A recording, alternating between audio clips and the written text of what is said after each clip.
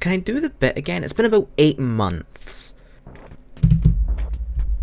This is my PS Vita. I got it when I was like, I don't know, maybe like 8 or 9. So I've had this thing for, not this thing in particular, this thing for around 10 years, I think.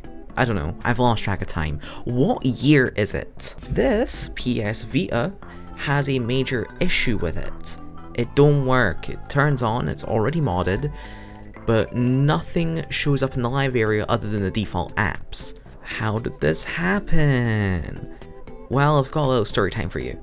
I tried to upgrade the storage space on the SD to Vita here by copying over the contents to a larger SD card, and it didn't work. In fact, I still only have the 32GB card that I had in here before, and it still doesn't work. So yeah, it no worky. So anyway, I have this PS Vita, my PC, my recurring character of the ROG Ally, and the power of having guides and, surprisingly, an ability to read. First, we want to not have this smaller SD card in here. We want to use a bigger one, although the bigger SD card I was wanting to use in here got reused for the 2DS that I modded at the start of the year. Although that video released a couple months ago. Judging by what I've read though, this should be a super simple process, the one that we're doing today. Quick disclaimer that you might be tired of hearing, but I want to make this clear with every modding video.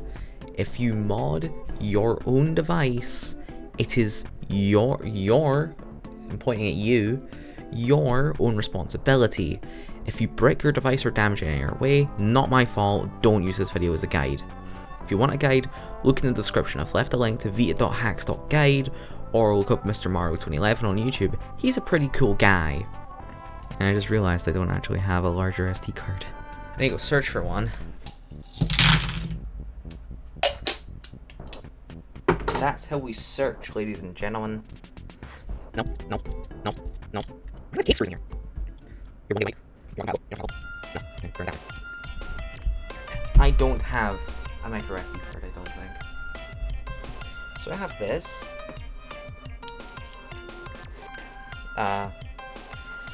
This is 128GB, but this is for my PSP. So the thing is, I want to make a backup first. But I don't exactly have enough space anywhere, I don't think. Shh. I have this guide here, you know, via.hacks.guide. I mentioned it earlier, before we had this issue of, I don't know what I'm going to use for the thing. I'm just going to back this up and then overwrite it. I think, I think FAT32. Don't tell me that's how long it's actually going to take, please. There we go, much faster, about 8 minutes. And I didn't think to plug the PS Vita in all this time. You can tell I really am the smartest tool in the shed here. This is why I run a YouTube channel. I don't actually do something productive with my life. Where'd my SD to Vita go? Oh, it's under. Because, to be honest, I don't know where to put this. I'm not putting it in the jar. We will put it in the PSP's memory stick. And I have no, there, I'm just dense, occasionally, mostly. Now, in case you're wondering why I'm doing this, one, I haven't touched this PSVita in years and I really want to get it working again, and I've tried multiple times over the past, like, couple years or so to get it working again, and I've just been unable to do it. Plus, it'd be nice to actually get to use this newer guide, because I did it the H-Encore way, by like compiling and like pushing an exploit. But nowadays there's Henlo, which is another web-based exploit. Lower firmware versions must update to the latest firmware to use the exploit. Wait, there's a firmware newer than 3.7. Wait, there's a firmware newer than 3.65 now? Well, first actually, we need to go to uninstalling CFW, because well, otherwise I can't get it working again. So we're just gonna factory reset the entire thing. Yeah, I have H Encore, but I do also have ENSO. So we can just skip this entire step, mainly because I can't even access that thing, because I can't even get into Vita Shell.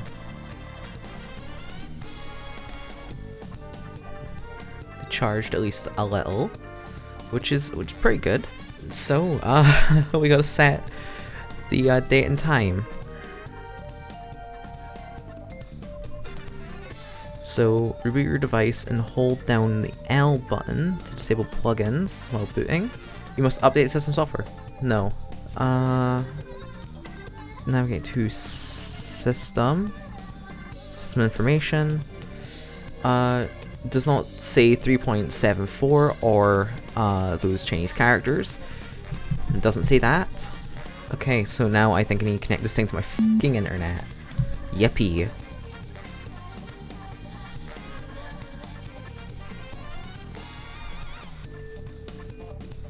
Okay, so now we need to update it using Wi-Fi.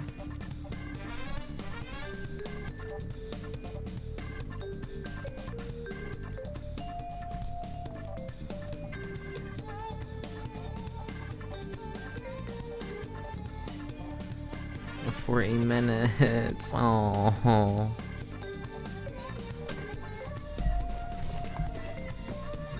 Alright, time to drag this off to somewhere else so it downloads faster. It's installing. So now we don't have, if we go to system information, we're just now on stock firmware, I think, which means we should now be able to get started. So we need to open the browser. We want to go to http jailbreak.psp2.dev. And now we're going to click unlock my Vita. You're about to launch the Henlo jailbreak. After process complete, the web browser will close and automatically launch the Henlo_JB bootstrap. Okay. If the exploit was successful, you should be greeted by a screen titled Henlo bootstrap. Oh. Black screen. Oh yeah, no, that completely shut the thing off. So enable JavaScript is enabled. Delete cookies, yes. Delete search history, yes. Oh, it actually did it. It did it this time. Okay, cool. So we want to do install Henkaku, and now we want to do install Vita deploy. All done. And then exit. What's happening? Uh-oh, that's not good. This is a screen that I know of as the "you done f***ed up" screen. Restart this system? Okay, it's booting. Error could not leak heap memory. Oh, f***. Oh, an error has occurred in following application. Okay. Settings. Delete cookies, yes. Clear search history, yes. There we go. Reset high 10 config. Failed. Okay, let's just try exiting again. Oh! It worked. Okay. Launch the settings application. Henkaku settings. Enable unsafe homebrew. Where is it? Oh, it's already enabled. Okay, so the reason why it said it was failing is because it succeeded. Okay. Open Vita deploy. So, oh, okay. Alright, I opened some sort of a menu. Tap install a different OS. Tap quick 3.65 install. Okay, so the PS Vita cannot go into sleep mode during this. So downloading the updater. I need to move the PS Vita over to the other side of my room so it gets better connection. Confirm. This software will make permanent modifications to your Vita. If anything goes wrong, there's no recovery, not even with a hardware flasher. The creators provide this tool as is without a warranty of any kind, express or implied, and cannot be held liable for any damage done. I accept these terms. Oh, installing system software. Your device will then install firmware version 3.65 alongside with Hinkaku Enso. Once finished, it will reboot into custom firmware mode. 3, 2, 1, 0. Oh. Okay, installing homebrew applications. Okay, so we need to open Vita Deploy. Well, that's immediately good considering the fact that I was able to open Vita Deploy. Like, without having to worry about it complaining to me about, hey, you can't open this app because you don't own it. Select the following application, ITLS installer. Ben, you're now in the recording. Hi! Hello! Hello, hi, hello! Download the selected apps. The ITLS installer. You know, flavored water is absolutely fucking peak when it's cold. Oh yeah, absolutely. Download, extract, promote. You can now exit this app. Yeah. Okay. Oh, and I see it there. Open ITLS Enso. Install the full ITLS package. I like packages. Your package, it came in the mail. What the? Yeah, I was about to make the same joke. And then launch settings. Navigate to system. Auto start. Yeah, okay. Disable that thing that I just disabled. Henkaku, enable version spoofing. Spoof version 3.74. Just got a really funny fucking message from Rex. Yeah. Said all the cheese on his pizza slice just slid and fell onto the floor. Oh. Which I don't know what's funnier, like him, like the waiter walking over and the pizza just sliding off, or him like lifting it and the pizza just. Okay. I know what one's more likely to have happened. It's the second one, but I don't know what one's funnier. Insert your SD to Vita with the micro SD card slot into the PS Vita. Launch Vita Deploy. Deploy. Miscellaneous. Format storage device. Ensure target is set to SD to Vita. File system set to TextFAT. Format storage device. Formatted. Okay. Now get back to the Vita Deploy menu. Reboot. If you did the 3.65 quick install of Vita Deploy, you already have YAMT installed and can skip this section. This section will copy the data from your old Sony memory card or internal storage if you don't have a Sony memory card to your new storage device. Open the settings application. Navigate to devices, storage. You enable use YAMT. To enable the YAMT driver, set UX0 to default and UMA0 to SD to Vita. Yep. And then power off. Oh yeah, and I do need to install Vita Deploy, or not Vita Deploy, Vita Shell. Vita Deploy. Start. App downloader, Vita Shell.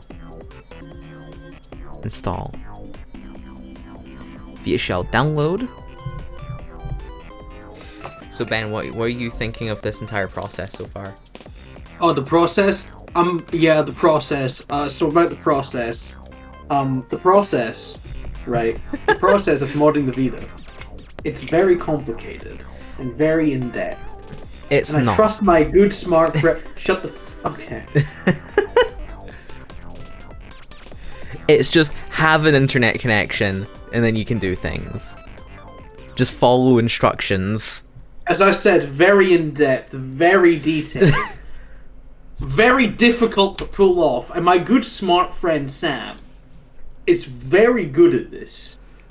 So navigate to UX0, press triangle, mark all, and then copy. Navigate out of UX0 to UMA0, bring up the menu, paste. Open the settings application and set UX0 to SD to Vita and UMA0 to default. Power off. Manage content on memory card, 120 gigabytes free.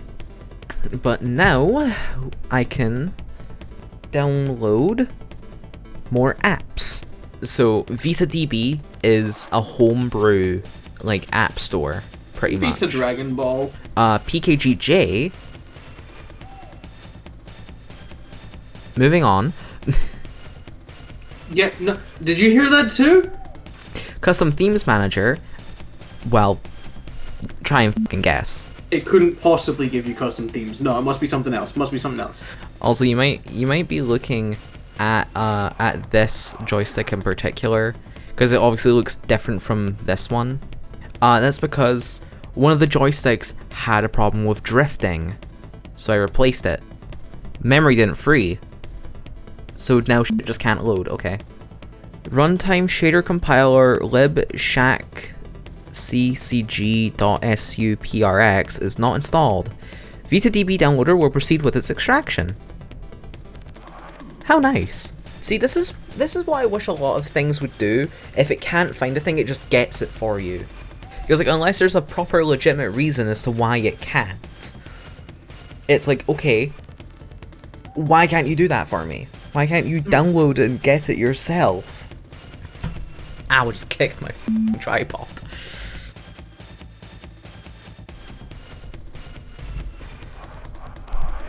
I'm sick. But the videos won't stop because of what is a benign illness. I hope. Also, don't wish me better health. You're most likely seeing this a month after I got sick. I am probably better now. Hey, editing Sam. Am I better now? But what can you do with a modded Vita? Well, although I would say the 3DS, or rather 2DS, is my ideal portable console, this is odd. I think I accidentally turned this on. Although I would say that this is my ideal portable console, I have alternatives with more processing power. Hell, I might be able to do some streaming from my PC to my phone via Steam. If you prioritize your processing power over portability, the Vita is a better option for you, and as you just saw, it isn't that hard to mod it. You just need a stable internet connection, which unfortunately I don't have in the corner of my bedroom. You may have seen how slow the exploit page loaded on the PS3. That's just because the Wi-Fi doesn't reach over here. Regardless, the Vita, and obviously the PSP, which I have somewhere in my room, had swept the floor with Nintendo because of their superior processing power. Yeah! But, it was kind of like an in-between child of the PS2 and PS3 as a portable console. But Nintendo outperformed Sony in terms of sales, because the 3DS was cheaper after a little bit. And you didn't need a case to protect the screen, the clamshell design did that for you. Nintendo made the better portable console in terms of portability and affordability, but Sony had made their console better in terms of raw power. But it wasn't as easy to just throw into a pocket of your jacket or your bag. And I would know, I brought my 2DS with me to college after filming the video in January. It was super easy to just pull it out, turn it on, and play a little bit of outdated Minecraft or Rhythm Heaven between classes. The PS Vita has some exclusive titles though, and also some versions which differ from their 3DS counterparts. But because the PS Vita has more power, it can also emulate more. Not only can you play its own library of games, You also have access to the entirety of the PSP's library if you have the ISOs, thanks to Adrenaline, and also access to the PS1's library. Not to mention the emulators of non-Sony systems, which, okay, so are you ready for some advice I am legally required to give you in order to help preserve my channel a little? Please only play games which you physically own, otherwise it can be constituted as piracy, blah blah blah. Okay, we're done. Honestly, I don't care what you do with your console, and neither should Sony or anyone else. Just, if you choose to pirate games, just please make sure that they aren't from an indie developer. Those folks could really use the money. Here's the thing, just like the 3DS, you could also apply custom themes. If you aren't limited to using an enemy or an anemone, you can just do it straight from the Vita's settings, how you normally would. I could go on about the advantages of modding, but they're quite similar to the 3DS's. Game mods, having total control over your own system which you bought with your own money. It's unfortunate how this isn't a feature built in. As you just saw, I don't need to be locked into Sony's proprietary bullshit memory card system that they love. The Vita's card port can be used just as another storage medium. I didn't realize that this was on. Because why would you want this? But I don't, I clearly don't need to be locked into Sony's own proprietary memory card stuff. Because I have an SD to Vita. Because the Vita's card port can be used just as another storage medium, which is a pretty neat use of it, but I'm not too sure how to get the games I own physically onto my Vita other than downloading them now, and that takes longer than dumping them, I would imagine. But again, I have choices for portable consoles. I need to put this back in.